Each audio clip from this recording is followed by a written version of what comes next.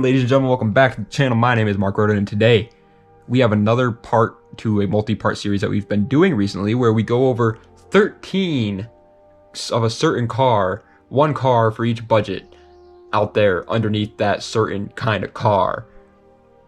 I hope that makes sense. It probably didn't make any sense, but today it's on convertibles. So the way this works is I give you one convertible for less than 25K, then one for under 20, then one for 15, 10, 9, 8, 7, 6, 5, 4, 3, 2, and $1,000.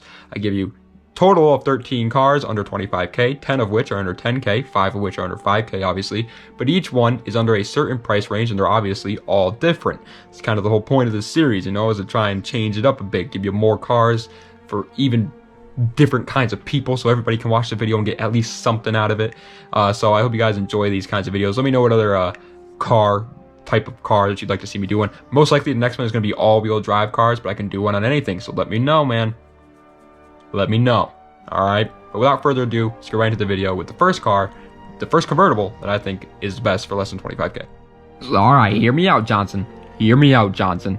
I think for less than 25K, a Porsche 911 Cabriolet 996.2 is an amazing option. Now here's the thing, I'm not a big Porsche guy. There's a lot of Porsche guys out there. I'm not one of them. But this thing, dude, just, I mean, how could you not like this car? It comes with a 3.4 liter flat six, making 320 horsepower, woo, and it's rear wheel drive. Obviously it's a race car driver's paradise. Porsche's always been a very good performance car when it comes to like track racing and stuff like that, and the Cabrio version just makes it even more bougie. So if you want to pick up some girly pals and you want a Porsche, hello, I mean, you could probably do it in a normal 911 to be honest, but the Cabrio is even more, you know, even more fuel to the fire, my boy.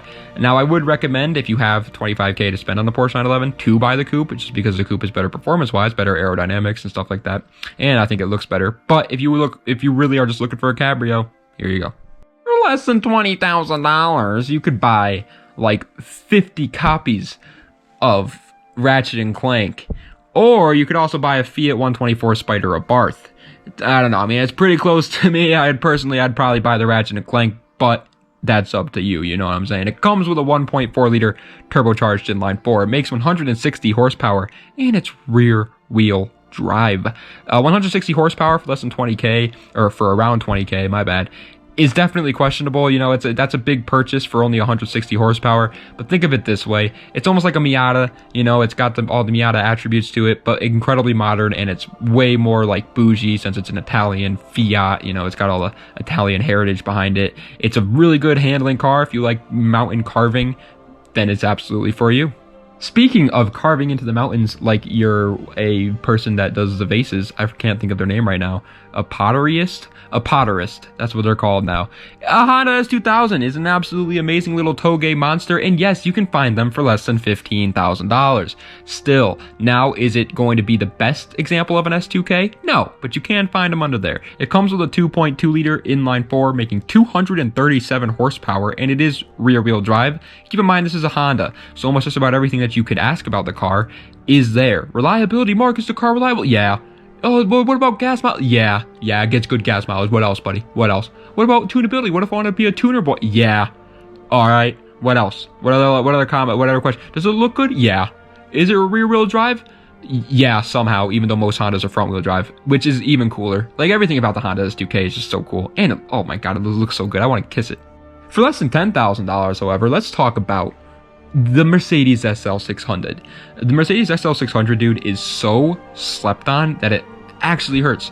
Like, it feels like a mattress because of how much it's slept on, dude. I've talked about him a couple times in my videos in the past, and no one even talks about him, even in the comments, no one talks about him. Like, why?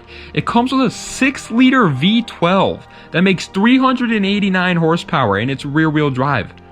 Almost 400 horsepower in a V12 Mercedes. Now, obviously, reliability is going to be horrible. You could probably get it out of the parking lot before it throws a rod, but everything else about it is so cool. It looks good. It's luxurious. It's comfortable.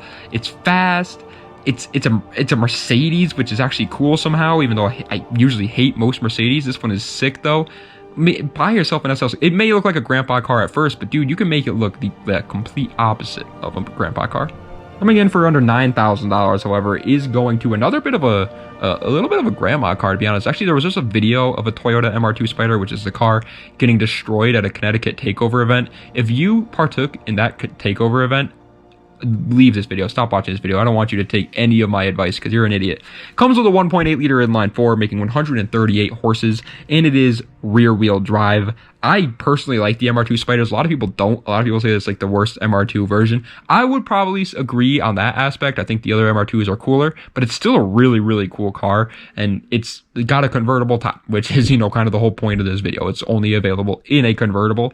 I absolutely love like when a car is built specifically for the purpose of being a convertible, and it does that really well. Like the S2000, for example. The S2000 was built to be a convertible, and it did it well. And I think that's what they kind of did with the MR2 Spyder, and I just love it. I just love it so much. Mwah. My GoPro took about 5 years for it to finally stop filming that video for some reason, but for less than $8,000, I think the Jaguar XJ-S is an absolutely smack dabberoonie great option. Now, keep in mind, the Jaguar XJ-S is also available in a coupe option, so you got to look for specifically for the convertible option if you want to get one of these. But if you do get one, it comes with a 6-liter V12. Oh, wow, that sounds familiar. And it makes 281 horsepower, and it's rear-wheel drive. Obviously, there's a, you know, obviously I'm going to compare the SL600 to the XJ-S here because they both come with a 6-liter V12. Well, here's the thing. I think the XJ-S is significantly worse than the SL600 in almost every way possible. Less horsepower, more unreliable because it's British, and it's just not as cool looking as the SL600. However, it's also cheaper. And if you're more into the bougie side of things instead of the sports side of things, then the XJ-S is probably for you. The SL600 is more for the guy that wants to go fast, whereas the XJ-S is more for the guy who just wants to cruise in comfort. For less than $7,000, yes, even in America, you can buy a Suzuki Cappuccino. Is it the best option for under $7,000? No.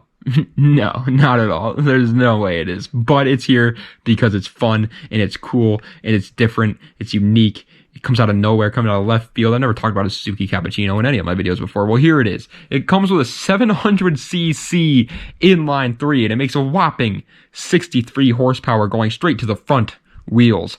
Obviously not a groundbreaker there in terms of performance at all, but if you got to be the certain kind of guy to buy a K car. But if you are going to buy a K car, this is the one. And yes, a lot of people are probably sitting out there like scratching their heads thinking, there's no way a K car is less than 7K. Yeah, they are, man. They're not as expensive as you think. These K cars, even though like they're kind of popular and people do talk about them, they're cheap, especially, and this is already imported.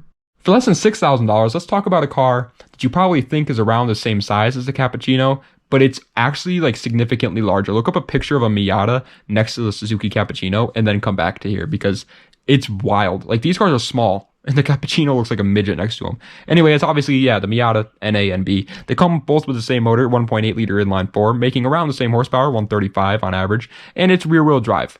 Everybody knows everything you need to know about a Miata at this point. Every single friggin' YouTuber on the planet has offered. Mr. Beast. If Mr. Beast made a video, top 10 cars for less than 10K, he would talk about the Miata. It's just, everybody knows about it. And it still is a very, very, very good option, even for less than $6,000. Yes, it's becoming a little bit too overpriced, I would say, but I still think it's an incredible option. If you like autocross, if you like carving up the canyons with your boys, the Miata is an absolute no-brainer. Staying in the Miata for less than $5,000, or staying in the Mazda family for less than $5,000, I think the Mazda RX-7 FC Vert is an absolutely incredible choice, my friend. I talk about the FC a lot, and that's because I like the car. Now everybody's gonna be like, "Whoa, it's unreliable, You're buying a convertible, bro. Okay, like, you're not all about the practicality, obviously, here. The FC Vert comes with a 1.2 liter, 2-rotor rotary engine, making 160 horsepower, and it is rear-wheel drive. Now, I would like to say that, yes, they are unreliable, so definitely, you know, be careful. If this is gonna be your only car, don't buy it. If it's like a Sunday cruiser, though, go ahead, buddy, because this thing is going to be sick. On top of that, the Vert FC RX-7s are significantly cheaper than the coupe versions of them because obviously everybody wants to coupe over the convertible. So you could easily, you know, snag a great deal on these cars. For less than 4,000 doll hairs, it's all it takes is 4,000 of them. If you have like 10 dolls laying around, each with 400 hairs on them, you could buy this car. It's the Chrysler Crossfire.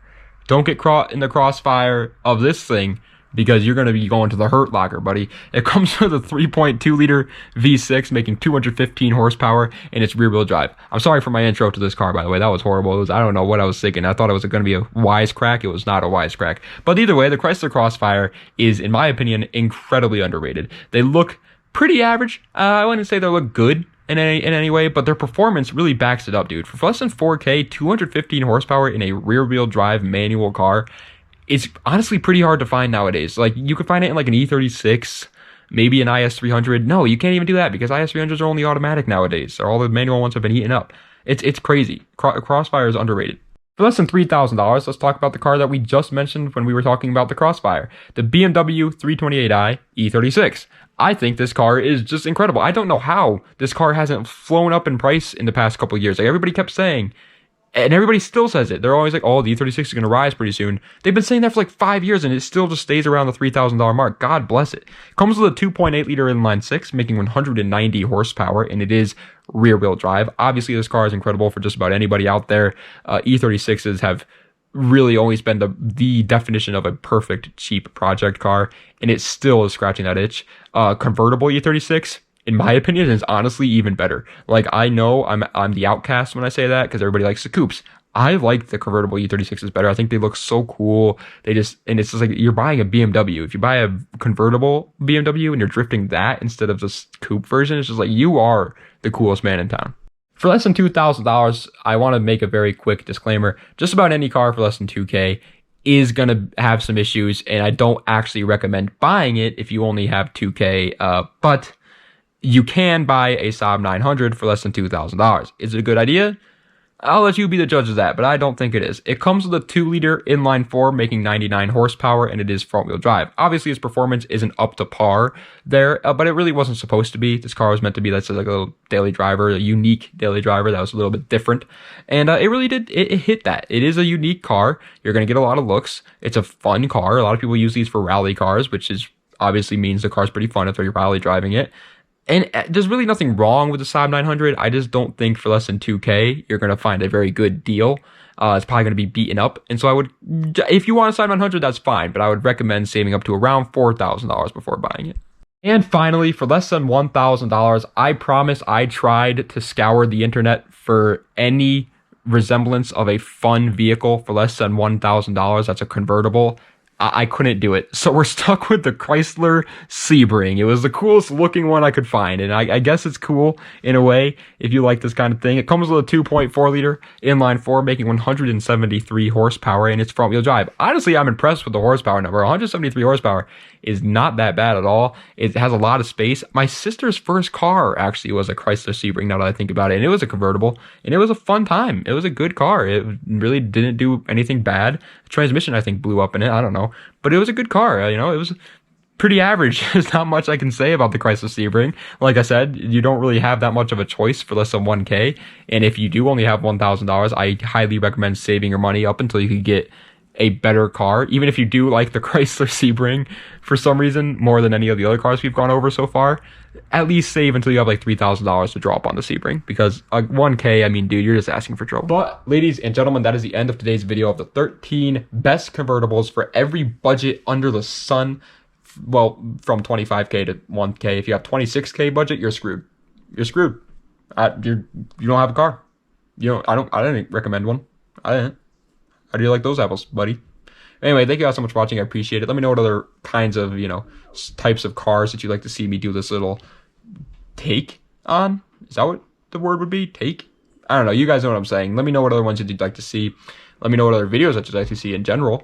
By the way, I will stop asking now for you guys to go subscribe to my Giggity Gaming channel, because we've reached 1,000 subscribers. So I can't thank you guys enough. Not only did we reach 73,000 on this channel, but another 1,000 on the whole second channel, all thanks to you guys. So I'm gonna stop. You guys have done enough for me, man. I appreciate it. From this point forward, I'll be uploading over there. If you guys do want to go support it still, I'm not gonna say no, but you guys have done enough, man. You guys are insane. So I'll stop asking now. I'll stop wasting your time with that, but I appreciate it. Just wanted to say that. I appreciate it. But anyway, thank you guys so much for watching. I appreciate it. Again, I said that like 4 times in the past 10 seconds, but that's Vidania. Have a nice night.